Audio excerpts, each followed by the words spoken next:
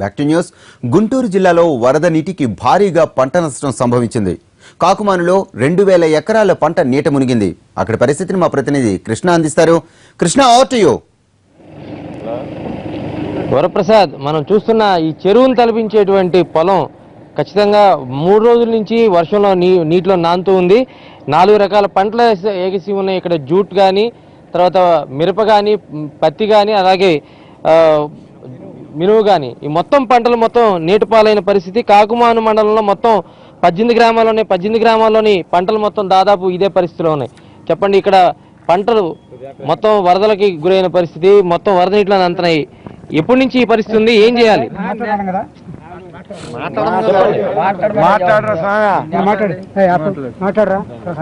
మాట్లాడమను. Hello, చెప్పండి. కాకుమాను గ్రామంలో 10 సంవత్సరం వస్తే వర్షం రావటం, లేకపోతే పైర్లు ఎండిపోవటం అండి. 20 ఏళ్ళ కాడి నుంచి 30 వేల దాకా ఇప్పుడు ఖర్చు పెట్టారు. దాదాపు 3,000 ఎకరం ఉండిద్ది. అంతా 20,000 కవులు కట్టాము.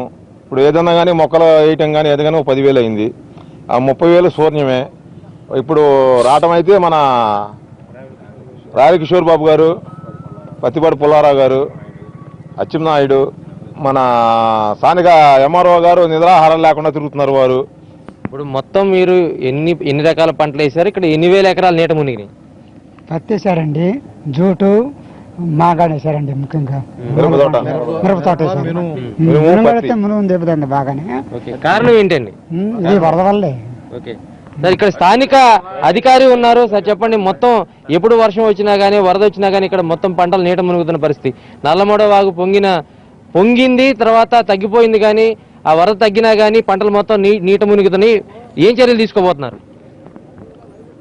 నల్లమడ వాగు 21/9/2016 అప్పుడు సాయంత్రం 6 గంటల నుంచి కురిసినటువంటి భారీ వర్షాల కారణంగా నల్లమడ వాగు ఉధృతి వేగంగా ఉన్నది.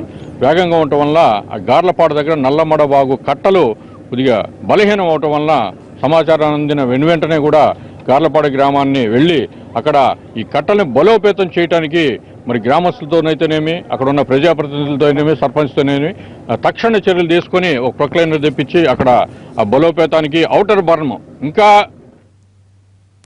Right, thank you Krishna.